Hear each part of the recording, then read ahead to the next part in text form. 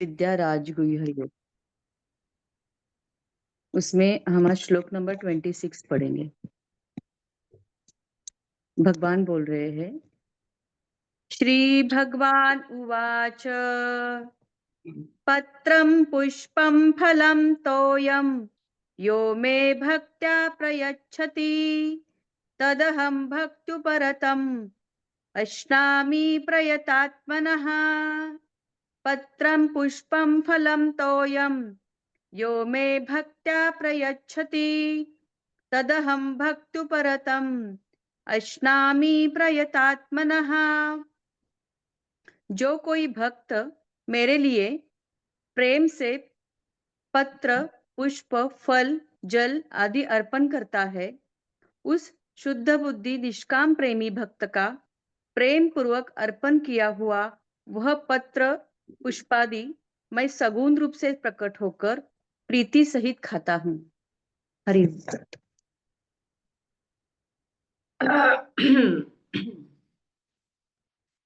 देव देवी और ईश्वर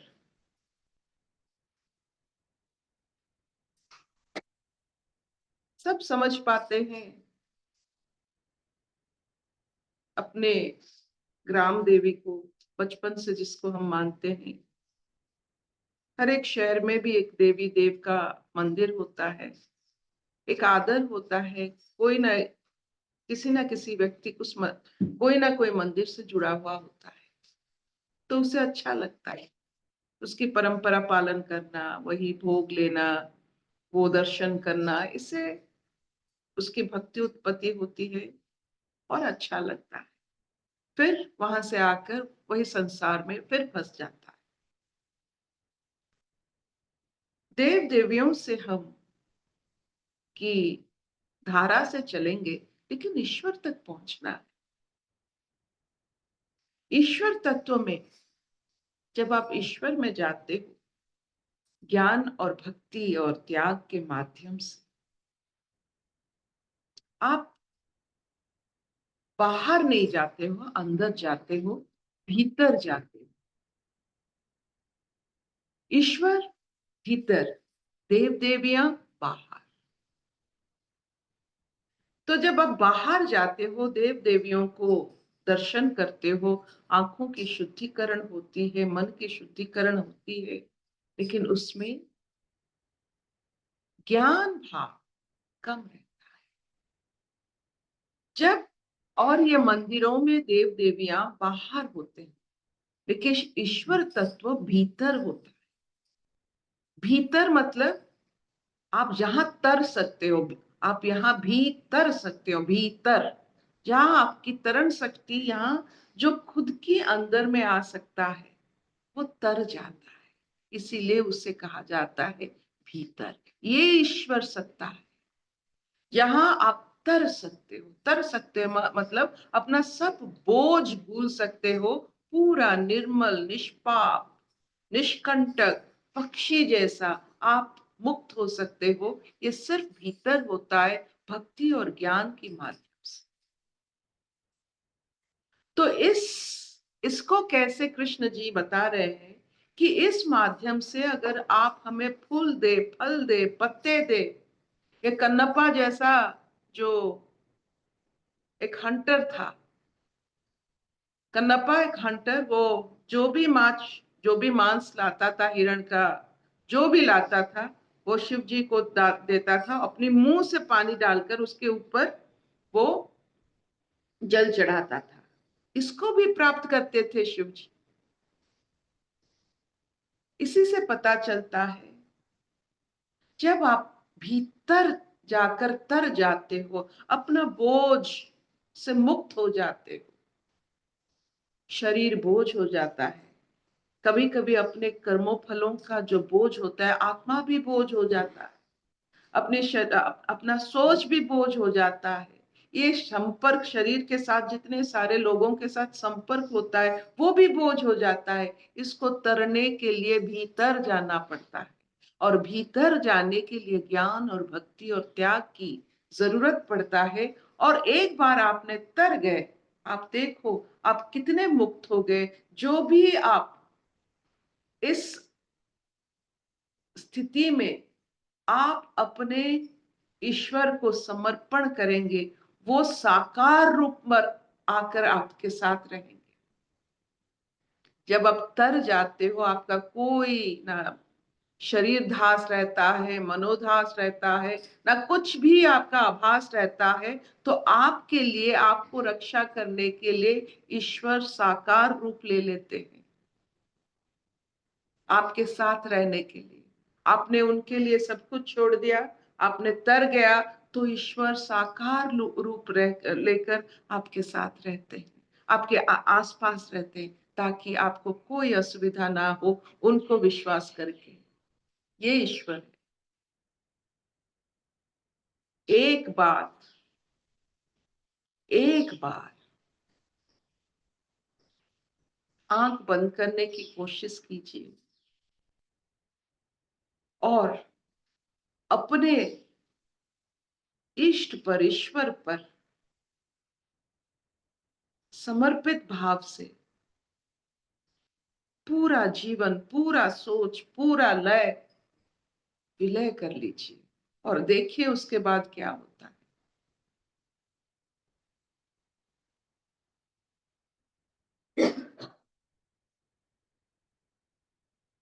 क्या इतना चलेगा? Will this do? आज पिता चलेगा। ये पत्ते फूल की जब बात होती है तो बच्चों की पूजा आपने कभी देखे हैं? बहुत अच्छा लगता है। वो बालू से, ये समंदर के किनारे बालू से कैसे मंदिर बनाते हैं, अपने पैर डालकर मंदिर बनाते हैं, पैरों से मंदिर बनाते हैं, तो उनको कोई पता ही नहीं चलता है। उसमें थोड़ा बहुत और कुछ डाल के उसमें फूल लगा देते हैं। तो कहीं भी, कैसे भी, बहिर्मुखता में जो भी करो, अगर अंतर्मुखता में आप मुक्त हो, बहिर्मुखता में जो करो, ईश्वर को वो प्राप्ति होती है। अगर आपका लय ईश्वर से है, बहिर्मुखता में आप जो भी करो, ईश्वर को प्राप्ति होता है। अच्छा लगता है। तरने के लिए अंदर जाइए, अपने कुंभ में, वो जो कुंभ चल रहा है, अपने अंदर डुबकी लगाइए और देखिए उसमें कितनी सादगी है।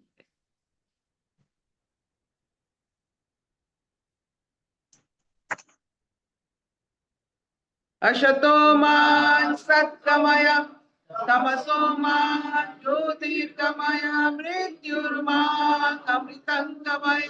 सर्वे सुखिनः सन्तु, सर्वे सन्तु निरामया, सर्वे भद्राणि पश्यन्तु, मा कश्चित् दुःखभाग् भवेत्।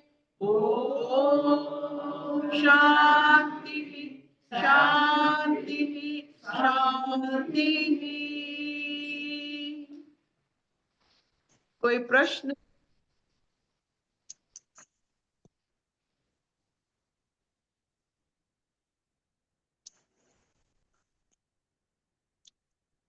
चपड़ा कुछ पूछेगी? पूछ,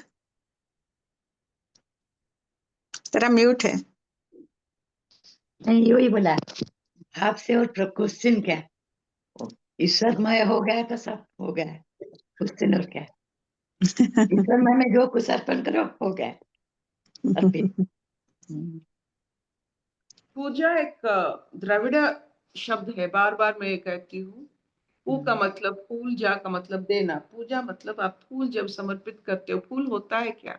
आपका अंतिम सोच। जो एक पेड़ में, कोई भी पेड़ में, उसका अंतिम चरण आता है जब उसमें फूल लगता है। आपने देखा है बाइनियल एनुअल प्लांट्स, फूल एक बार खिल गया तो वो मर जाता है, वो पौधा मर जाता है।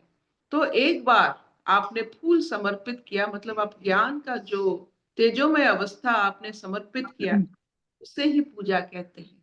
आपका मस्तिष्क एक सहस्र पंखुड़ा का जैसे एक एक फूल है, कमल का फूल है, उसको पूरा खोल दिया तो और क्या रहा? तो यही होती है पूजा, जब आप पूरा खुल गए।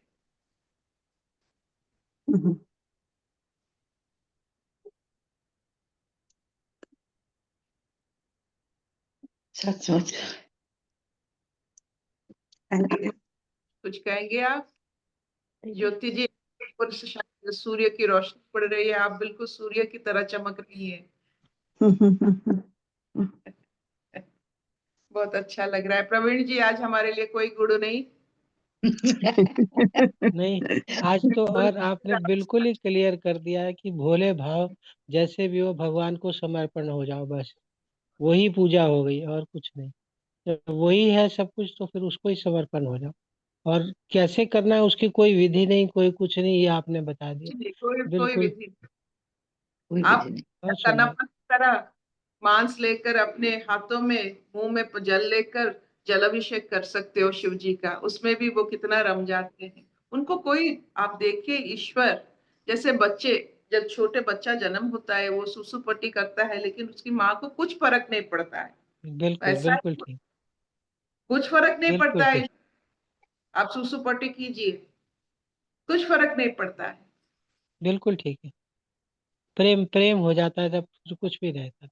ऐसा प्रेम ईश्वर हमारे साथ करते हैं, लेकिन हम देख नहीं पा रहे हैं। वही सबसे बड़ी, जैसे बच्चे देख नहीं पा रहे उसके पिता माता का प्रेम, जब वो नजर उनका ज्यादा संसार पर जाता है, माता पिता का प्रेम दिखाई नहीं देता है। वैसा हमारा भी हर्ष है, जब हम संसार में घुस जाते हैं, ना माता पिता का प्रेम दिखता है, ना ईश्वर का प्रेम दिखता है। कौन है अभी?